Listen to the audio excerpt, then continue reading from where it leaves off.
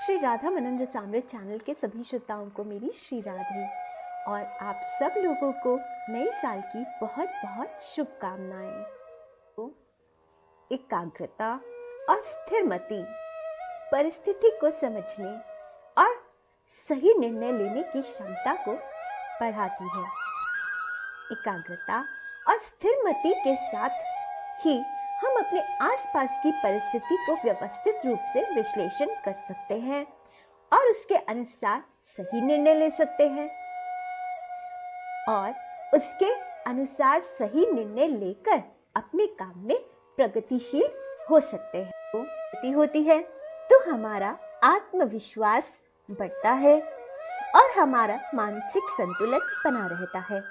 इसलिए हमें अपनी एकाग्रता और स्थिरमति को बढ़ाने के लिए प्रयास करते रहना चाहिए, जैसे कि मेडिटेशन, प्राणायाम, सही आहार, पर्याप्त नींद, सकारात्मक सोच आदि आदि।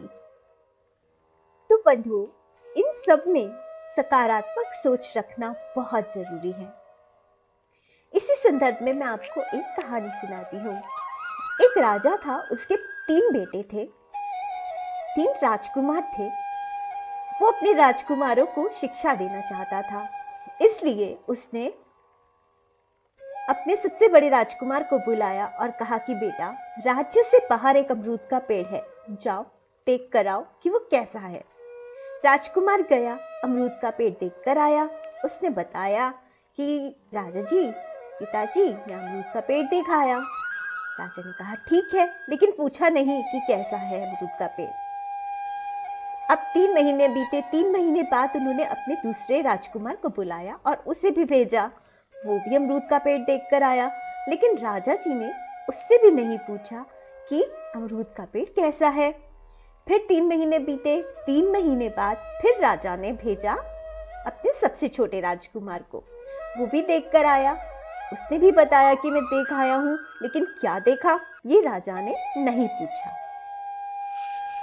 अब एक दिन राजा ने तीनों राजकुमारों को इकट्ठा बुलाया और कहा कि एक एक करके मुझे बताओ कि वो अमरूद का पेड़ कैसा था।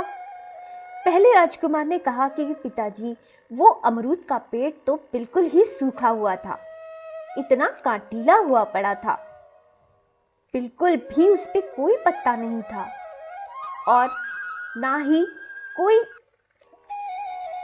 किसी भी तरह से वो किसी भी प्राणी को काम आने के लायक था, सिवाय कि उसे उखाड़कर उसे जलाने की लकड़ी बना ली जाए। ये सुनते ही दूसरा राजकुमार बोला, नहीं नहीं पिताजी, वो अमरूद का पेड़ तो बहुत अच्छा था, उस पे छोटे छोटे पल्लव आ रहे थे, बहुत सुंदर प्यारे प्यारे पक्षी उस पर बैठे हुए थे और बहुत छोटे छोटे से फल भी उस पर लगे हुए थे। ये कह जैसे ही उसने ये कहा, तीसरा राजकुमार बोला, नहीं नहीं पिताजी, वो पेड़ तो बहुत हरा भरा है, बहुत बड़े बड़े पत्ते हैं उस पे और बहुत बड़े बड़े फल लगे हुए हैं उस पे। इतने सारे पंछी उस पेड़ में घोंसला बनाकर बैठे थे, कितने सारे पथिक उसकी छांव में बैठे हुए थे। वो अमरूद का पेड़ ना सूखा है, ना ही नया नया उगा है, वो तो बहुत बड़ा विशाल पेड़ है। इतना कहकर राजकुमार तीनों आपस में लड़ने लगे। एक कहने लगा, नहीं, मैं जो बोल रहा हूँ वो सत्य है। दूसरा कहने लगा, नहीं, मैं जो बोल रहा हूँ वो सत्य है। तीसरा कहने लगा, नहीं, मैं जो बोल रहा हूँ वो सत्य है। राजा ने तीनों को शांत करते हुए कहा कि तुम तीनों जो बोल रहे हो वो तीनों बातें सत्य हैं। राजा ने कहा कि तुम तीनों ने एक ही पेड़ को अलग अलग परिस्थितियों में देखा है।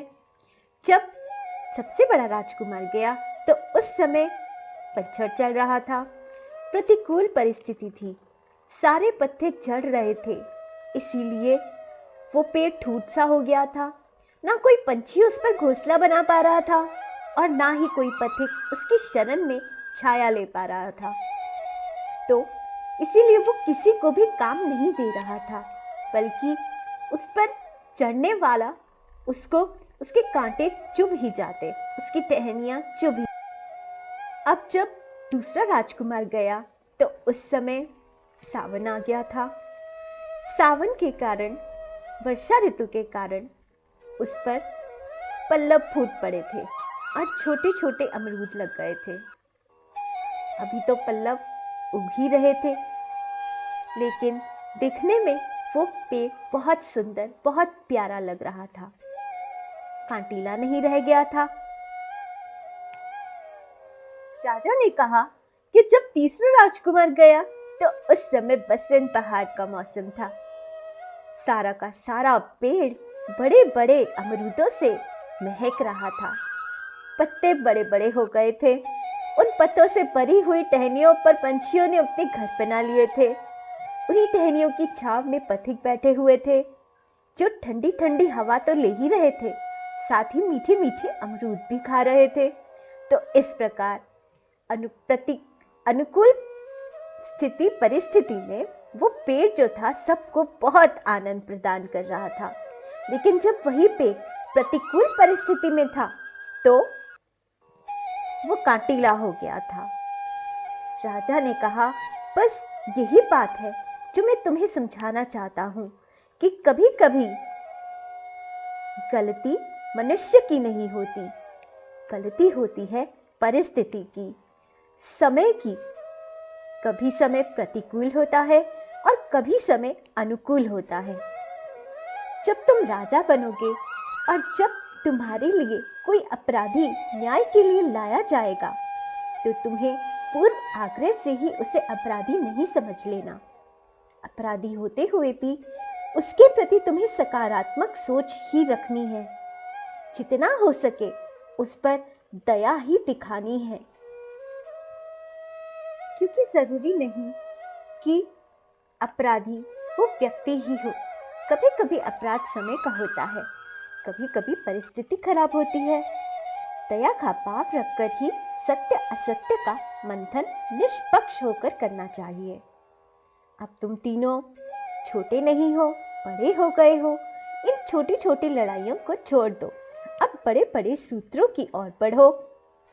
उनके अनुभव लो, उन्हें अपने जीवन में उतारो।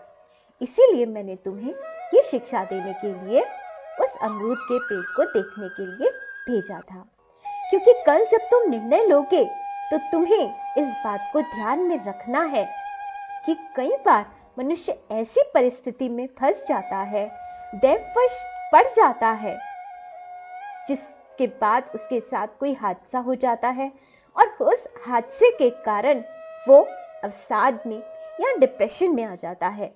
उस समय उसका स्वभाव बहुत बदल जाता है, वो बहुत गुस्सैल हो जाता है, बात बात पर शक करता है, दूसरों से लड़ता है, दूसरों को गलत बातें कहता है। तो ये जो स्वभाव होता है उसका, ये परिस्थिति के कारण होता है, प्रतिकूल परिस्थिति के कारण होता है। लेकिन जैसे जैसे वो अपने उस घटना की या हादसे की पीड़ा से उभरता जाता है, वैसे वैसे उसका स्वभाव पूर्ववत होता जाता है। वो बिल्कुल शांत हो जाता है और सभी लोगों को आनंद भी प्रदान करता है, क्योंकि ये उसका स्वभाव हमेशा से नहीं था।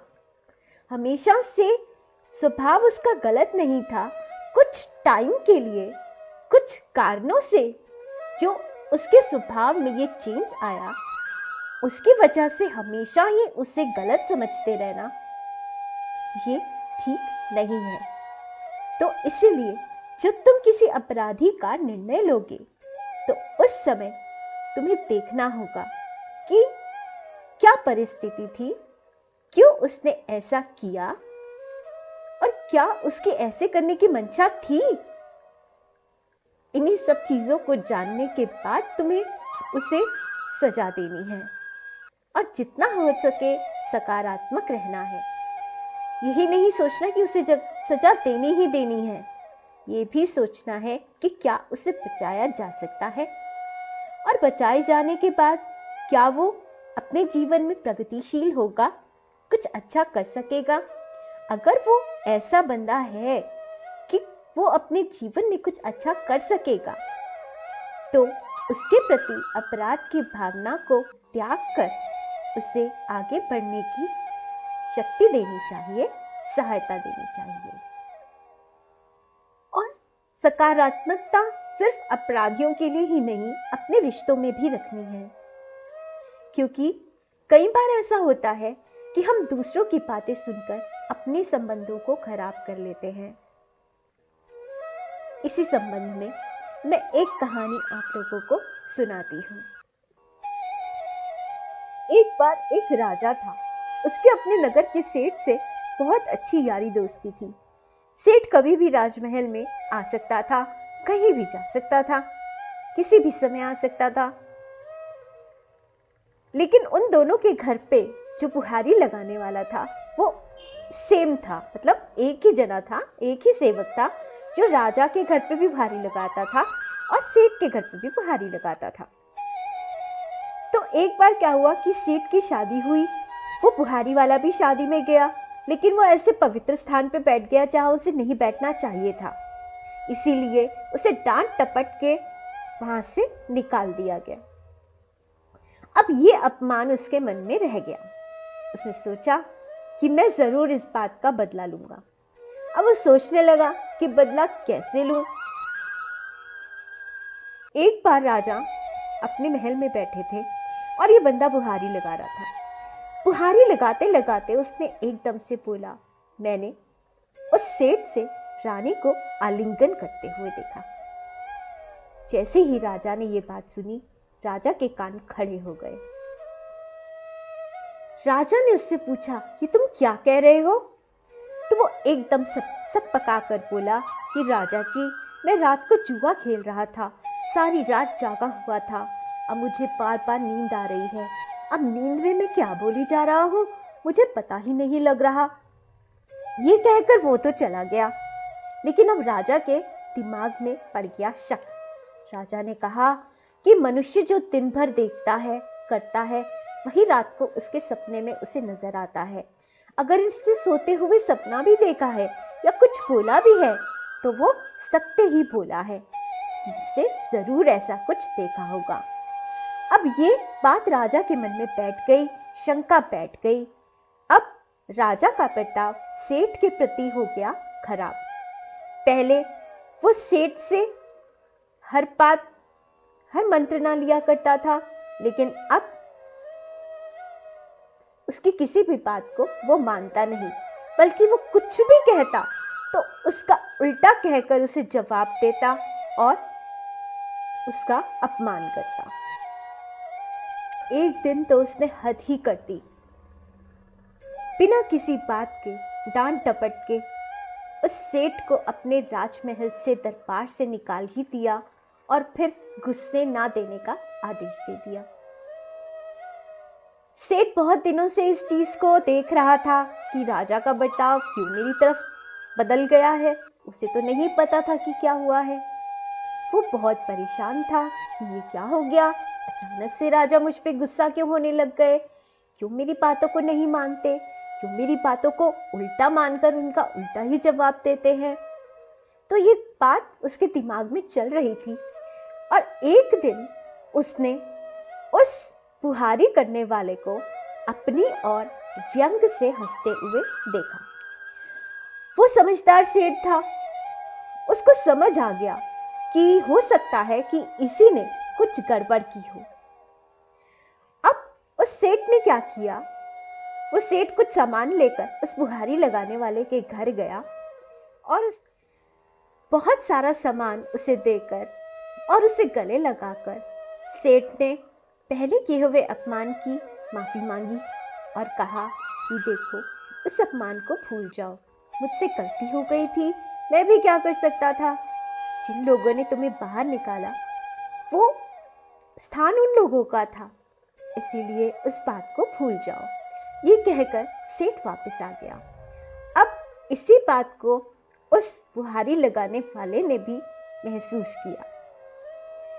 अगले दिन फिर जब वो राजा जी के यहाँ पे बुहारी लगाने के लिए गया तो बुहारी लगाते लगाते उसने बोला कि राजा दीर्घ शंका करते हुए अमरूद खाते हैं। अब राजा ने ये सुना कि ये क्या बोल रहा है। उसने कहा, क्या बोल रहे हो तुम? उसने कहा, राजा जी, मैं ना रात को जुआ खेल रहा था, मुझे बहुत नींद आ रही है इस समय, और मुझे नहीं पता कि मैं सपने में क्या देख रहा हूँ या क्या बोल रहा हूँ, मुझे माफ कर दीजिए, मैंने अपने आप नहीं बोला, मेरे मुंह से निकल गया, सोते सोते निकल गया। अब ये बात कहकर बुहारी लगाने वाला तो निकल गया। अब राजा ने सोचा, मैंने कब अमरूद खाया, दीर्घ शंका करते हुए। तब उसे रियलाइज हुआ कि ये जो सपने में बोलता है वो सच नहीं बोलता, और मैंने इसकी बात को मानकर उस सेठ से अपना संबंध बिगाड़ लिया। ये मेरी एक गलती थी। राजा ने उस सेठ को बुलाया, अपनी रानी से क्षमा मांगी, उस सेठ के साथ वापस उसका संबंध जो था उसने ठीक कर लिया। तो कहने का मतलब ये है कि हमें हर किसी की बात को सुनकर अपने संबंधों को खराब नहीं करना चाहिए। दूसरों की बात सुनकर सदैव अपने रिश्तों को तोड़ने के लिए तत्पर नहीं रहो। अगर कोई सच में आपसे जुड़ा है, आप पर विश्वास करता है, आपको सबसे आगे रखता है, तो अगर उसके जीवन की कोई घटना आपके सामने आ भी जाती है तो बिना सोचे समझे उसे गलत मत समझ लो, रिश्ता खराब मत करो। ठीक है, आज वो है इस स्थिति में, हो सकता है कल आप हो इस स्थिति में, इसीलिए उसे हमेशा के लिए गलत नहीं समझो। और ऐसे मनुष्य पर तो कभी भी यकीन मत करो जो हर घड़ी अपनी बात को बदलता हो या हर घड़ी अपना दल बदलता हो। थाली के बैंगन की तरह जहां उसे अपना फायदा दिखता है वहां लुढ़क जाता हो। ऐसे मनुष्य पर कभी यकीन नहीं करना चाहिए। और अगर ऐसे मनुष्य की इस कमी को शातिर लोग समझ लेते हैं तो वो इसका फायदा उठाते हैं, इस कमी का फायदा उठाते हैं। वो लोग